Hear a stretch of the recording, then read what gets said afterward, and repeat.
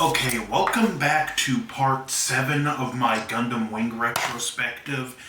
And today we're talking about episodes 29 through. No, episodes 31 through 35. The Glass Kingdom, The God of Death Meets Zero, The Lonely Battlefield, Its Name is Epion, and The Return of Wu Fei. Now, in the Glass Kingdom, we see the aftermath of Hiro and Relina being reunited. That Catra agrees to stay at the school, but Hiro isn't particularly wanting to, even though he's talked into it. He does want to go back into the battlefield, and we see a lot more of the just political goings on. At this point in the series, we're kind of in a mode where I wouldn't say it's spinning its wheel, but the entire Sank Kingdom part is basically one big powder keg, and you're just waiting for that spark of the match to ignite into all-out war. You know Romefeller has their sights set on the Sank Kingdom, and it's only a matter of time before they invade. And this does build the tension really well. The main conflict in this episode, there's some Treize faction soldiers in Sank Kingdom territory, and they're being hunted by Romefeller. Relina does offer them amnesty status, that they can be refugees, but they turn it down because they don't want to endanger the Sank Kingdom.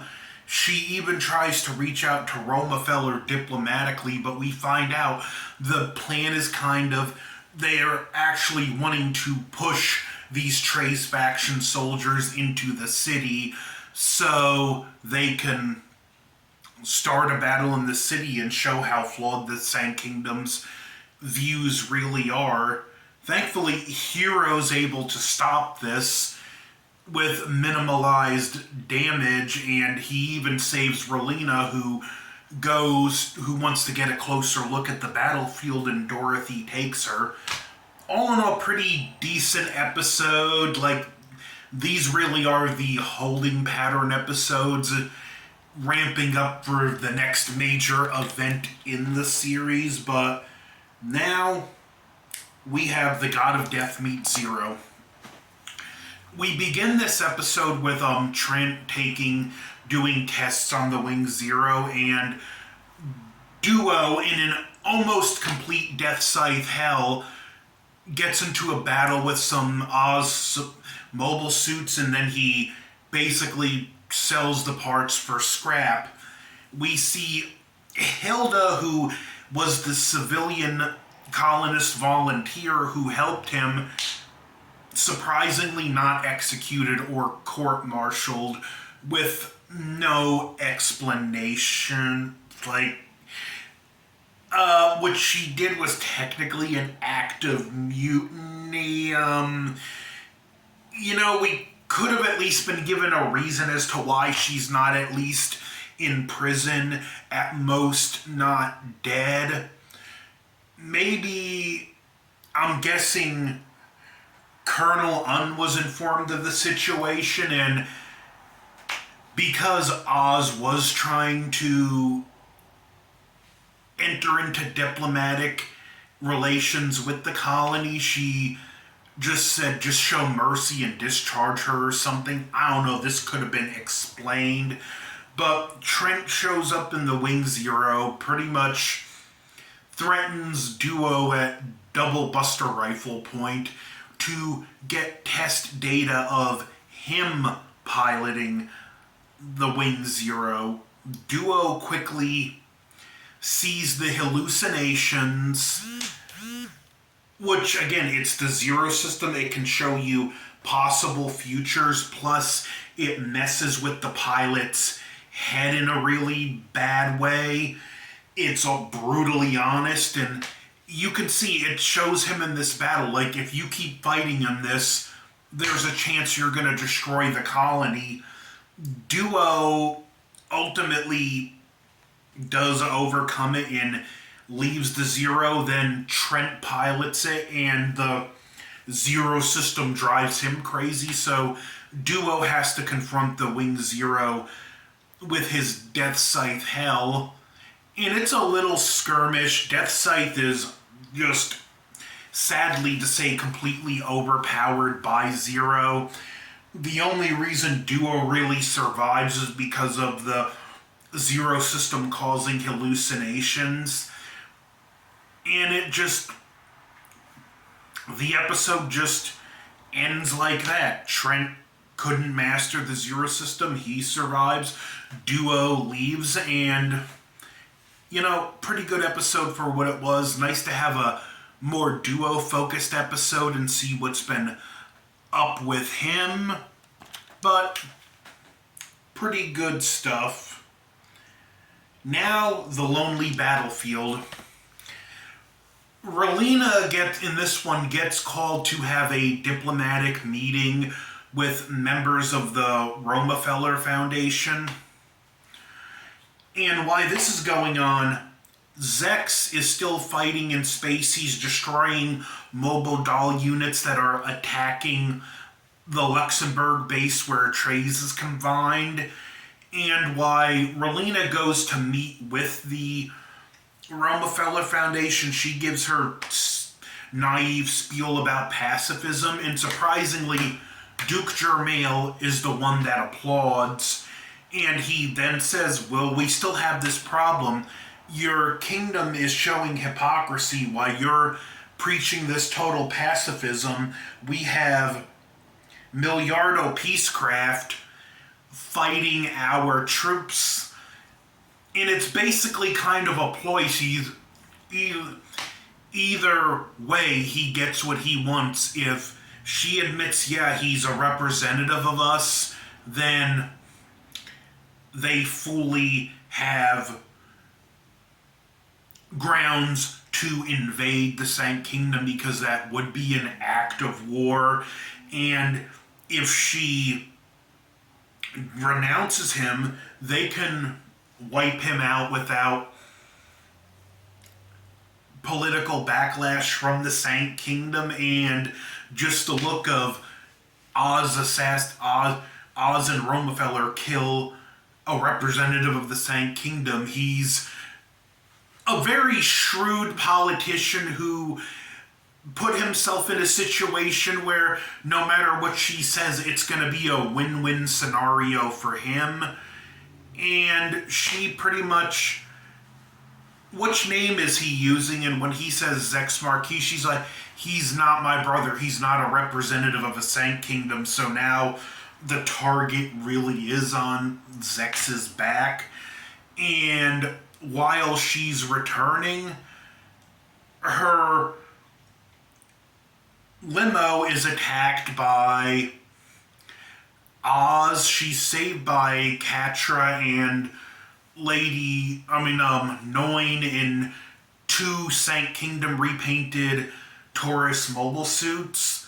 There's a brief battle with some of the Virgos, and there's a discussion earlier where Catra's like, I believe we do have a slim chance against the mobile dolls, but we need superior suits. I need my Gundam back, which sets up him going back to get his Gundam. And Relena does have a moment of doubt before Catra encourages her. No, it's the episode after that that's next. We have, and its name is Epion. Also, I should add, in the Lonely Battlefield, Hero took off to go fight in Luxembourg, and we see the Wing Gundam take damage, and then he gets a message from Trays, don't die, keep fighting. And the episode ends. There's two coinciding plots in this episode. One is with Zex, and he's asking Howard that the Tall Geese needs to be tuned up, that it's reacting sluggish. And Howard reveals it's because you've completely mastered this suit and your skills are beyond it now. Well, this leads to Zek's staging a battle to take the Wing Zero, which is currently having explosives put on to destroy it. The Tall Geese keeps taking damage in this battle, and he ultimately self-detonates it to not only take out some enemy suits, but create enough of a distraction for him to get into the Wing Zero. Trent then detonates the explosives, which don't even scratch the paint on Wing Zero, and Zex takes everyone out in short order. So now we're really ramping things up, where we got Zex in a Gundam and one of the Zero system Gundams. While this is going on, Hero meets with Treize, who apparently his name and fingerprints have been improved in this palace, so he has clearance. And Treize revealed, I gave all of you Gundam pilots clearance. I had hoped one day we could all have a talk. And he reveals the Wing Zero. This suit can show you a possible future. And he explained, it showed me no future. If it does the same for you, then come back and let's kill each other. And he even tells him, I won't permit you to die. Till then, I've disabled the self-detonation device. Which something I'm going to go into later. I think Treize really does have a death wish. But that's beside, I'll get to that later. Hero agrees, and he pilots the Epion, which the Epion, it's another Zero System mobile suit, only this has a heat rod, which is this giant metal whip, and a huge beam sword, not too dissimilar to what the Sazabi uses, only much, much more powerful. And he goes into battle with it and quickly starts hallucinating from Epion Zero System, and he sees everyone fighting as an enemy, so he doesn't just take out the mobile dolls, he takes out the Treize faction, Leos on top of it. And like Epion, you just again see just sheer raw power personified in this suit. And when it's over, Hero pretty much comes back, and Treize, thinking he had showed no future for him, he pulls out his gun and he's like, let's finish this. And Hero tells him, I don't have the right to kill you, and passes out. Pretty good episode. We seen the Epion tease several episodes earlier, and it feels good to finally see what this suit is capable of. And we end with episode 35, for me, a very frustrating episode. The return of Wu Fei. Wu Fei's back in his colony. He's training. He's been chosen to pilot his Gundam again. And we're introduced to Master Long, who I guess is the leader of the colony, and was very actively involved with the Gundam development and choosing Wu Fei to pilot the then Shenlong Gundam. Oz shows up and a battle breaks out. Wu Fei starts defending his colony, brings the battle into space. And here's where I find it frustrating. Master Long detonates the colony, killing everyone in on it, rather than letting Romefeller take over. Don't get me wrong, I know Romefeller isn't exactly a force for good, but they weren't going to destroy a colony either. This monster killed every man, woman, and child on that colony because he'd rather do that than them lose a battle.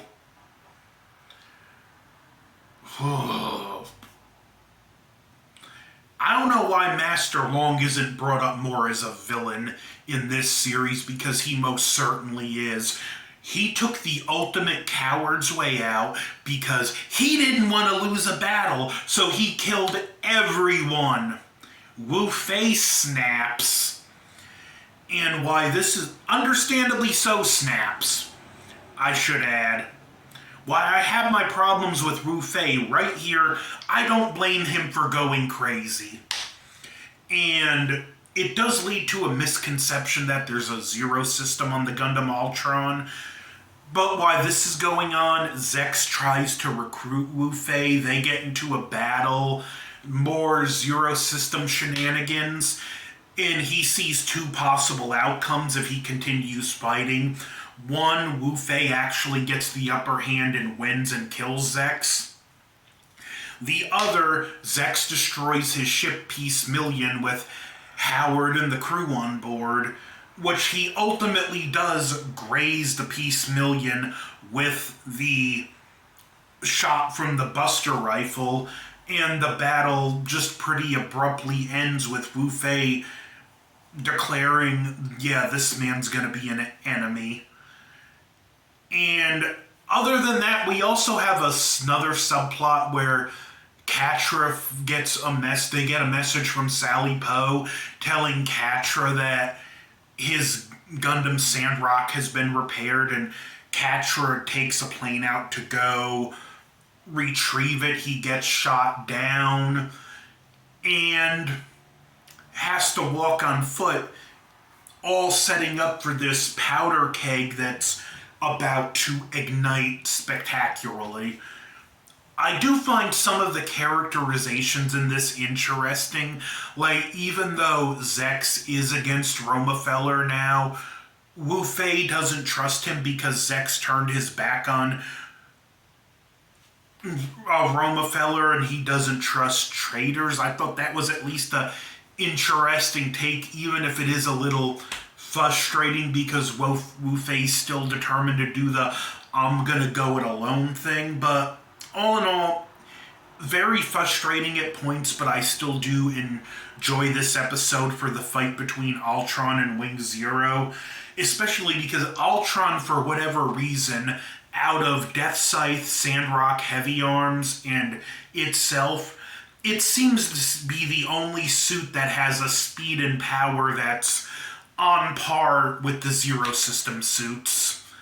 But this has been Chapter 7 of my Gundam Wing retrospective. When we go to Chapter 8, the war breaks out in the Sank Kingdom, and we get some of my favorite stuff happens here, so don't forget to like, share, comment, subscribe. Over and